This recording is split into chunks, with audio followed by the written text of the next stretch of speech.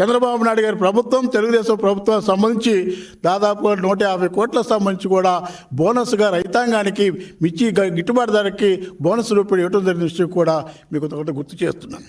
కేవలం అంతేకాకుండా ఒక తడవ ఆలోచిస్తే ఇది కేవలం రాజకీయం కోసం, ఎందుకంటే ఎప్పుడు రాలేదు మీరు ప్రజల్లోకి దాదాపు 5 సంవత్సరాల పాటు కూడా ప్రజల ముఖం చూసిన పరిస్థితి లేదు. రైతాంగ సమస్య కానివ్వండి, ఏ సమస్యలు కూడా పట్టించుకోకుండా ఆ రోజులో మీరు ఈరోజు మనం అడుగుతున్నాము ఖచ్చితంగా కూడా. ఋషికొండకు సంబంధించి 5,500 కోట్లకు సంబంధించిన భవన నిర్మాణము, ప్యాలెస్ నిర్మాణం చేసుకున్నారే ఆ రోజులో మీరు ఉన్నప్పుడు. మరి రైతాంగం ఆత్మహత్యలు చేసుకున్నప్పుడు, సరైన గిట్టుబాటు ధర లేనప్పుడు, అనేక మంది ఇబ్బందులు పడుతున్నప్పుడు కనీసం 100 కోట్లైనా ఆ నిర్మాణాన్ని పెట్టిన ఖర్చు 100 కోట్లు పెట్టి రైతాంగాన్ని ఎందుకు ఆదుకోలేదనే విషయం కూడా జగన్మోహన్ రెడ్డి గారిని నేను అడుగుతున్నాను. ఒక తడవ ఆలోచించండి. రాజకీయాలు కాదు, తప్పనిసరి రైతాంగ సమస్యలు పరిష్కరించాలా. ఇప్పటికే ఈ ప్రభుత్వం ఒక చిత్తశుద్ధితో పనిచేస్తుంది. ఈ ప్రభుత్వం రైతాంగ సమస్యల పట్ల కానీ వారి సమస్యల పరిష్కారం కోసం చిత్తశుద్ధి కలిగినటువంటి ప్రభుత్వం ఈ ప్రభుత్వం. ఇప్పటికే 3 పర్యాలు కూడా, ఎందుకంటే ధరలకు సంబంధించినటువంటి హెచ్చుతగ్గులు వచ్చినప్పుడు వాటిని కూడా నిర్వహణ సంబంధించిన చేయాల్సిన బాధ్యత కానీ వాటి సమస్య సరిచేయాల్సిన బాధ్యత కానీ కేంద్ర ప్రభుత్వం కూడా జోక్యం చేసుకోవాల్సిన అవసరం ఉంది. కాబట్టి ఇప్పటికే 3 పర్యాలకు సంబంధించి కూడా కేంద్ర ప్రభుత్వానికి ప్రభుత్వ పరంగా లేఖలు రాయటం జరిగింది. మరలా మా నాయకుడు ఈ రాష్ట్ర ముఖ్యమంత్రి చంద్రబాబు నాయుడు గారు ఒక విజన్తో, ఒక ఆలోచన విధానంతో ఈ రాష్ట్రంలో నిర్వీర్యమైనటువంటి అన్ని వ్యవస్థలు కూడా బాగు చేయాలన్న ఆలోచనతో, ఈ రాష్ట్రాన్ని ఆర్థికంగా పురోభివృద్ధి చెందాలని ఒక ఆలోచనతో ఉన్నటువంటి ఈ రాష్ట్రంలో ఉన్న రైతాంగానికి కానివ్వండి అన్ని వర్గాలను ఆదుకోవాలన్నటువంటి ఒక చిత్తశుద్ధి కలిగినటువంటి ఒక విజయం కలిగినటువంటి చంద్రబాబు నాయుడు గారు మరల రైతాంగం పట్ల స్పందించి రైతాంగ సమస్యలు పరిష్కరించాలని ఆలోచనతో కూడా ఢిల్లీ వెళ్ళి ధరలకు సంబంధించిన విషయాలు కూడా సరిచేయడానికి కూడా, ధరలకు సంబంధించి స్థిరీకరణ సంబంధించి కూడా గిట్టుబాటు ధరతో రైతాంగం గురించి మాట్లాడుతూ కూడా ఢిల్లీ వెళ్తున్న విషయం కూడా మీకు మనం చేస్తున్నాను. అదేవిధంగా ఆలోచించండి, రైతుల పట్ల ఈ ప్రభుత్వానికి చిత్తశుద్ధి ఉంది. మరొక విషయం ఆలోచిస్తే మీకు తెలియదేమో, మీకు తెలిసే ఉండొచ్చు కూడా. గుంటూరు మిర్చి యార్డు సంబంధించి ఒక పర్యాయం మిర్చి యార్డు సంబంధించి చంద్రగిరి యేసురత్న గారు 2 తరం చైర్మన్గా పెట్టారు.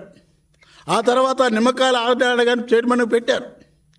నిమ్మకాయల ఆదాయాల గారు, ఎందుకంటే నేను చెప్తుంది ఇది ఏమాత్రం కూడా మీకు కానీ మీ నాయకులు కానీ చిత్తశుద్ధి ఉందా లేదనే విషయాన్ని కూడా ప్రజలకు చెప్పడం కోసం ఈ విషయం చెప్తున్నాను నేను. నిమ్మకాయల ఆదాయాల గారిని మిర్చి యార్డ్ చైర్మన్గా పెట్టిన తర్వాత దాదాపుగా 1 నెల 2 నెలల పాటు కూడా కమిటీకి సంబంధించిన సభ్యులు వేయాల్సిన పరిస్థితి లేదు, కనీసం డైరెక్ట్ లేదు. కారణం ఏంటి? ఈ 2 నెలల కాలంలో అక్కడ ఉన్నటువంటి షాపులకు సంబంధించి రెన్యూవల్ చేసుకోవడం కోసం రమారం, ప్రజలు అనుకున్న మాట నేనంటాం కాదు, రమారం 5,550 కోట్లకు సంబంధించినటువంటి 5 కోట్లకు సంబంధించినటువంటి నిధులు కూడా వసూలు చేసే విషయం కూడా షాపులు చెప్పుకునేటువంటిది, బహిరంగ చెప్పుకునే విషయం. ఎందుకు చెప్తా అంటే మీకు రైతాంగం పట్ల ఎలాంటి చిత్తశుద్ధి లేదు. ఏ విధంగా రైతాంగాన్ని అడ్డం పెట్టుకొని, ఏ విధంగా వ్యాపారస్తులు పెట్టుకొని ఏ విధంగా లబ్ధి పొందాలన్న ఆలోచన మాత్రమే మీరు చేశారు. కానీ రైతాంగం పట్ల ఎలాంటి చిత్తశుద్ధితో పనిచేయలేని విషయం కూడా మీ అందరూ మనం చేస్తున్నాడు. అక్కడ పెట్టుబడి మిర్చి యార్డ్ చైర్మన్స్ యేసురత్నం గారు కానీ నిమ్మకాయ నారాయణ గారు కానీ ఎవరు చైర్మన్కి చేయనిచ్చారా? ఎవరు పెత్తనం చేశారు? అక్కడ ఉన్నటువంటి వ్యాపారస్తులకు సంబంధించి రైతాంగం సంబంధించి ఎన్ని ఇబ్బందులు పడ్డారు? మీరు కనీసం భోజనం పెడతలేని విషయం మాట్లాడుతున్నారు. ఇప్పుడు ఇవన్నీ సమస్యలు కాదా? అన్ని విధాలకు కూడా నేను ఇందాక చెప్పాను, మనం ఒక విషయం మాట్లాడేటప్పుడు గురివిందగా తనకున్నట్టు నలుపు తెలియని విధంగా మాట్లాడుతున్నటువంటిది మీ స్థాయికి తగ్గటువంటి మాట కాదనే విషయం కూడా మనం చేస్తున్నాను. అంతేకాకుండా ఒకతో ఆలోచించండి, ఈ రాష్ట్రానికి సంబంధించిన అన్ని విధాలుగా ఎదగాల. తప్పనిసరిగా కూడా ఈ రాష్ట్ర సమస్యల పట్ల ఈరోజు చంద్రబాబు నాయుడు గారి ప్రభుత్వం ఎన్డీఏ కూటమికి సంబంధించి చిత్తశుద్ధిగా పనిచేస్తున్నాం. తప్పనిసరి కూడా రైతాంగ సమస్యల పట్ల ఇప్పటికే ఆలోచిస్తాం. అనేక పర్యాయాలు కూడా అధికారులతో సమావేశం ఏర్పాటు చేసుకొని ధరలను ఏ విధంగా మనం స్థిరీకరణ చేయాలా, పండిన పంట గిట్టుబాటు ధరలు ఏ విధంగా ఇవ్వాలా, రైతాంగాన్ని ఏ విధంగా ఆదుకోవాలనే విషయం మీద అనేక పర్యాలు కూడా ఈ ప్రభుత్వ నిర్ణయాలు తీసుకొని కావాల్సినటువంటి చర్యలు కూడా తీసుకోవడం కోసం ప్రయత్నం చేస్తున్న విషయం కూడా మీ అందరికీ ఈ విధంగా మనవి చేస్తున్నాం.